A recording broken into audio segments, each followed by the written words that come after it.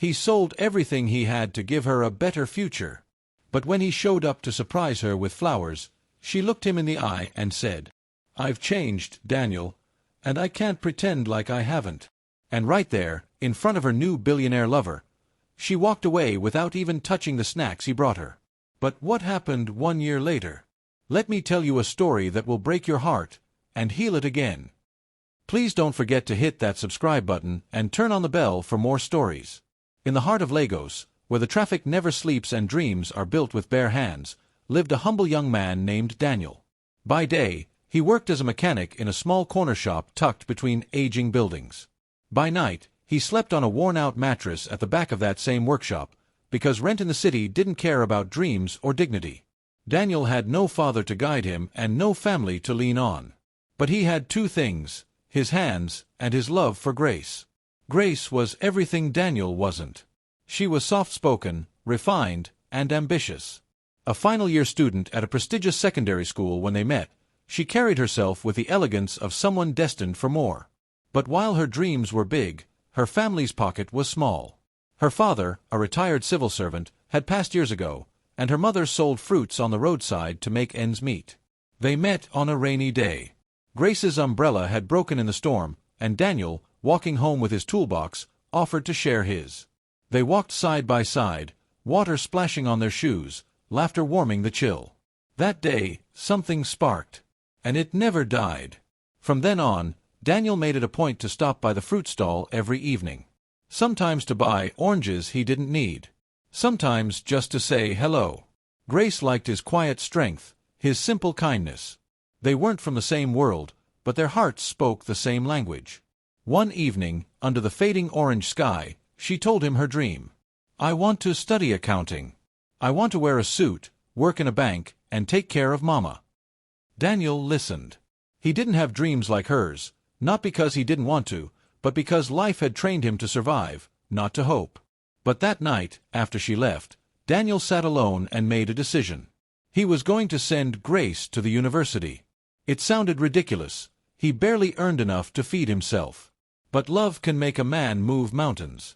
So, he began. He sold his father's old wristwatch, the last thing he had of the man. He rented out part of his tiny workshop to another mechanic. He stopped taking transport and walked miles to save every naira. He stopped eating breakfast. Then lunch. He hustled harder than ever. Rain or shine, he fixed engines, replaced tires, and changed oil. Clients loved him. He was honest, fast, and never overcharged. Grace didn't know the full extent of what he was doing. She only knew that one day, Daniel showed up with an envelope. Inside was an acceptance letter, a tuition receipt, and proof of hostel payment. Everything was settled. She burst into tears. "How did you do all this?" she asked. He smiled, wiping a smudge of oil from his cheek. "Just focus on your studies. That's all I want."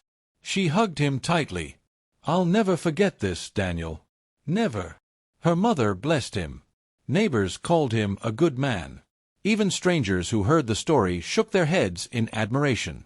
But not everyone believed in happy endings. His friends warned him, "City girls change. When she tastes that new life, you'll be history." Daniel waved it off. Grace isn't like that. And maybe, at the time, she wasn't. The day she left for university was emotional. Daniel accompanied her to the park. They sat in silence before the bus arrived. She took his hand. "When I graduate, we'll build our life together." "I'll wait," he whispered. Then she boarded. And just like that, Grace was gone. But Daniel remained. He watched buses pass, couples walk by, and the sun dip below the horizon. Then he turned back to his workshop and continued working, not for himself, but for her. The months passed. Grace called often at first. She told him about her lectures, her roommates, the struggle to adapt. Daniel listened with pride. Her voice was filled with hope. He would go to sleep hearing her voice in his mind, pushing him forward. He continued to save. He sent her monthly stipends for books and upkeep. He denied himself everything, new clothes, social life, even rest, just to make sure she lacked nothing. Then, slowly, things began to change. The calls grew shorter, the texts less frequent.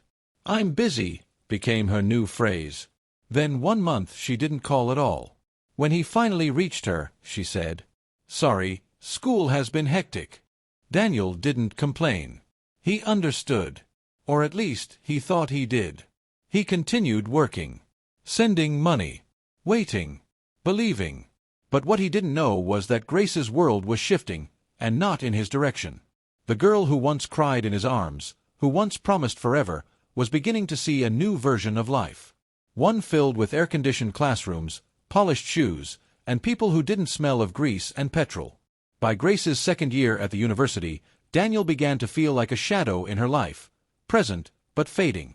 The calls that once lit up his nights were now few and far between. Her texts had lost their warmth, stripped down to bare replies like, "I'm good," or "School's okay." He tried to shrug it off, convincing himself she was just overwhelmed with her studies. But deep down, a quiet ache began to settle in his chest. Daniel still sent her money, every month without fail. He budgeted his life around it. Even when the generator at the workshop broke down, and he had to borrow money to fix it, he still made sure Grace never lacked. Meanwhile, Grace's world was changing rapidly. She had made new friends, students from wealthy homes, children of politicians, influencers, and tech entrepreneurs.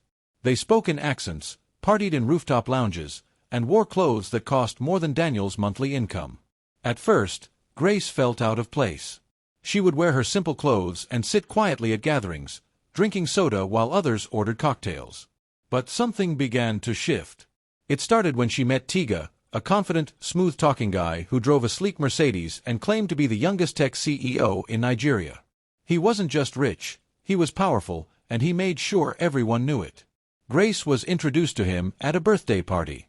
She barely made eye contact, shy and reserved. But he noticed her. "Why are you sitting alone?" he asked with a grin. "I'm not really a party person," she replied. He chuckled. "Then you're definitely at the wrong party." But he didn't walk away. Instead, he sat beside her and started talking. Not about flashy things, but about her dreams, her course, her goals. He listened. He offered advice. He made her laugh. That night, he didn't ask for her number. He simply said, "You're different. I hope I see you again." And she did see him again. Over and over. On campus. At cafes. At events. Tiga became a presence she couldn't ignore. And slowly, he became a presence she didn't want to. He bought her a new phone when her old one cracked.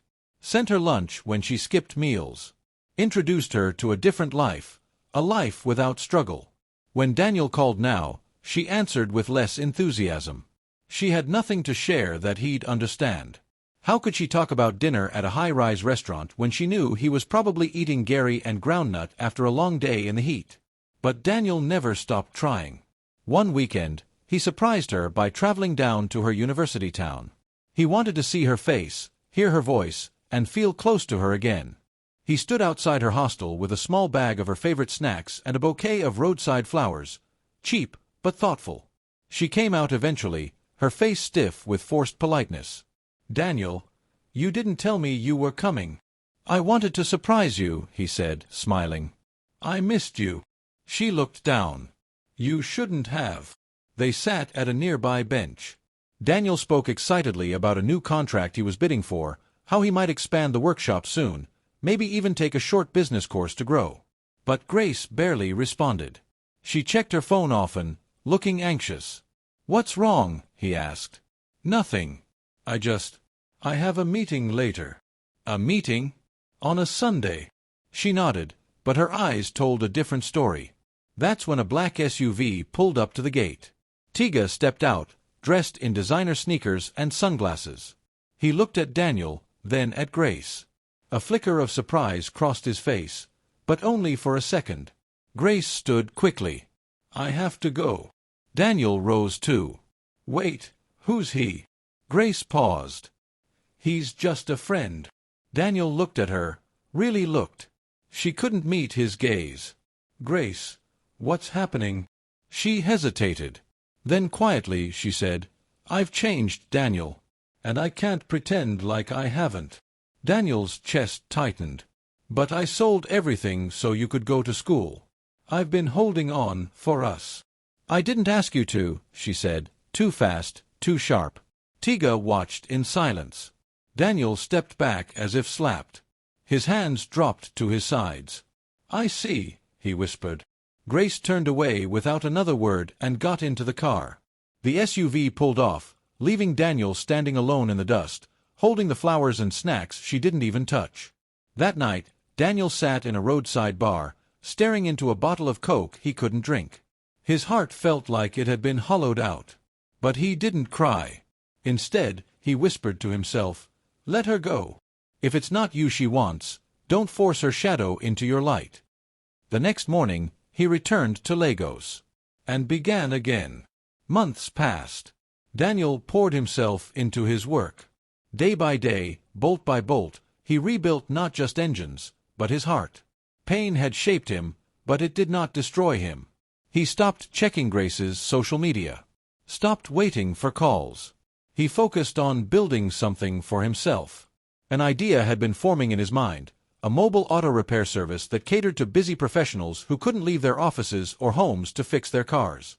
He called it Quick Fix Niger. With a small loan from a friend and the little savings he had left, he launched a website, printed flyers, and bought a second-hand van. At first, it was slow. People didn't trust it. But then one client recommended him to another. And another. And another. Word spread. Daniel was fast, affordable, and honest. In less than a year, Quick Fix Niger was servicing cars across the city. He hired 2 more mechanics, trained them himself, and invested in tools and uniforms. His hustle, his heartbreak, his sacrifice, everything was finally paying off. Then, one ordinary Thursday, his phone buzzed. It was a number he didn't recognize. "Hello." There was silence. Then a quiet, trembling voice said, "Daniel, it's me, Grace." For a moment, he said nothing. "I'm sorry to call like this," she added, almost whispering. He paused, then replied calmly, "Grace, it's been a while." Her voice cracked. "I didn't know who else to call. I'm in trouble." Daniel leaned back slowly, the memories rushing in like a flood. What kind of trouble? She told him everything. Tiga, the billionaire CEO, wasn't who he claimed to be. His company was under investigation for fraud, money laundering, and embezzlement. The cars, the apartments, the investments, they were all built on lies.